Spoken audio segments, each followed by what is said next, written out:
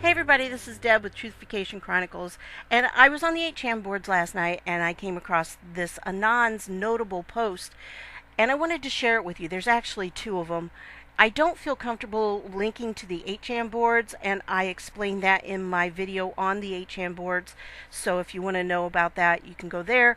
It just slows everything down tremendously when we get a lot of people on there who aren't part of the research. Like I said, I'm going to read it to you. I don't normally do that, but since I'm not giving you the link, I'm going to go ahead and read them. By the way, this is not Q confirmed, so we don't know for sure that this is 100%, but I think it's probably pretty accurate, and so do the other Anons that responded. So, here's the plan as I see it from my perspective. We need to take down these bad actors. But politics is a dirty and messy game where public perception rules the day.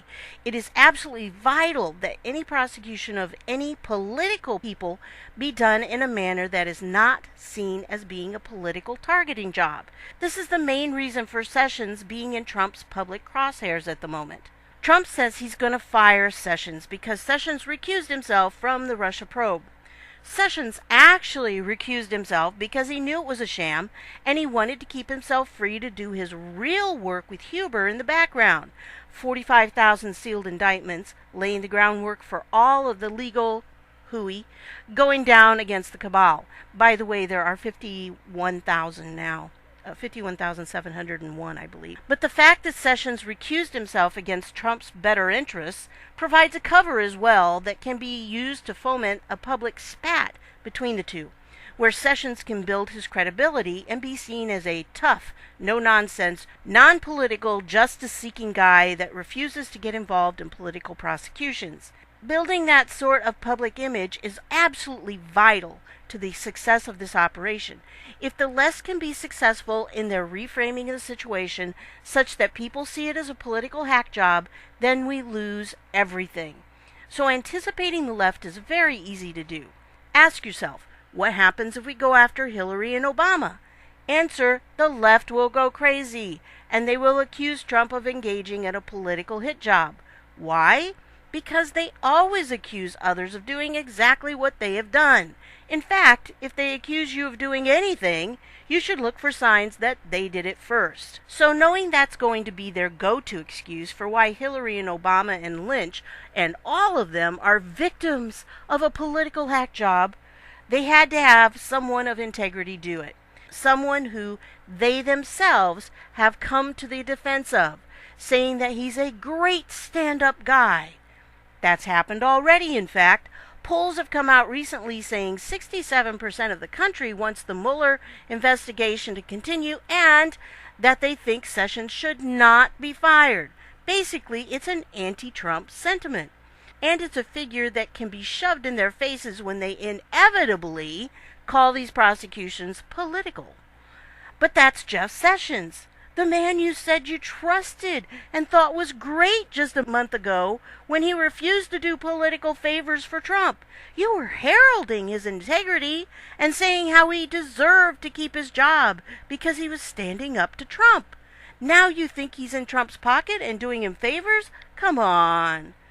There is no better defense against the left's allegations than their own defense of the very same man a mere month prior. This is what they have been waiting for so long. This whole Mueller drama was a smokescreen. Sessions comes out looking apolitical. Trump is never in any real danger, etc. And because of all the testimony from Strzok and Page and Rod Rosenstein, all of their lies and malfeasance has come to the public's attention. Q is very smart. There is a repeated tactic here that many don't see. Why does Q ask questions? Because giving you answers on a silver platter means you don't learn anything. He asks questions, makes you figure it out by digging and researching. So when you find it, you understand it, and you see it, and you know it. It's the best way to teach. Spoon-feeding us all the information would have done us here no good. And the same thing goes for the public. It's not enough to simply tell the public, by the way, these people are corrupt, which is why we're charging them with crimes. It's far better for them to learn it from multiple outside sources. and have it dominate the news for weeks on end until Trump is forced, in quotation marks, to intervene because of all the outcry from the public. And then here's the second part of it. This is the exact reason why this operation was called the Great Awakening. People need to be woke up. So now the stage is set, or rather, the trap. I have a very strong suspicion that the Snow White servers and the Corona satellites going down, those were some of Q's recent posts about those. That was one of the first major overt acts of aggression our side has taken against them directly. It's a preparatory blow against them, kicking the nest to get them to scurry in a panic. It's the first salvo of rounds going downrange. One does not do such an overtly aggressive thing if it's not going to be followed up shortly by other things that will cause them real pain. You don't just hit them this way and give them a chance to recover.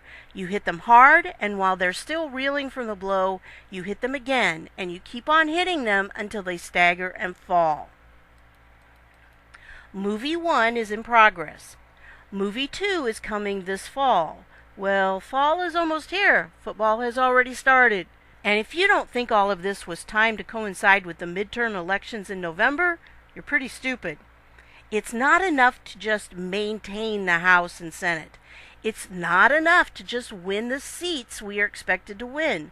We have to gain seats. We have to flip blue to red. We have to decimate them. Now imagine 45,000 or 51,000 indictments being dropped, say, first week of October. Imagine a few of the names on there being people like Claire McCaskill from Missouri or Heidi Heitkamp from North Dakota. Imagine those senators having very public fraud, graft, and even treason allegations dropped on them. And as a part of a larger operation, imagine most of the DNC as an organization being arrested. Imagine entire campaigns being gutted of staff and top executives because they're all indicted and in jail the last month of the election cycle. Consider this. The Democrats rely on voter fraud to win elections.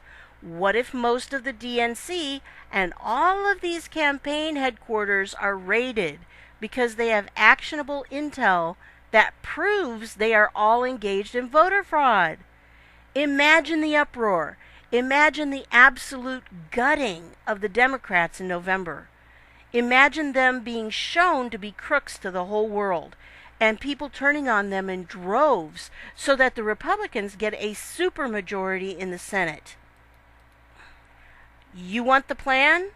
That's only part of it. And it's more than just, oh, we're going to blunt their attacks on us and maintain a status quo. No, we're talking absolute domination and destruction of the Democrat Party. RICO alone should take down 90% of the party apparatus. The Democrat Party is not a political party as much as it's a criminal enterprise, and it'll be taken down in one swift stroke before the November elections happen. Mark my words, bank on it. And yes, many high-profile people will go to prison, not just for political corruption, but for murder, treason, and other capital crimes. By the time we're done, there will be firing squads and hangings. Where we go one, we go all, MAGA. So this particular Anon, like I said, is not Q confirmed. This hasn't been Q confirmed, but I think this Anon hit it on the head. This is the plan for right now, up until the midterms. This is what's going to happen. Will it happen or not? We're going to wait and see, but I think we're going to find that this probably is the likely scenario. There's a reason why they call it an October surprise, and that's why they spring it in October, because it's fresh on the voters' minds, and that is the best time to start unsealing indictments and getting these people out in the public and all their corruption and all their crimes in public knowledge. What better time? This is why Q has said it's not going to be a red wave. It's going to be a red tidal wave, because all this is going to come out right before the election. Again, not Q confirmed, but I think it's probably what's going to happen. So stick with it and hang on. Enjoy the show. See you later. Thanks for stopping by.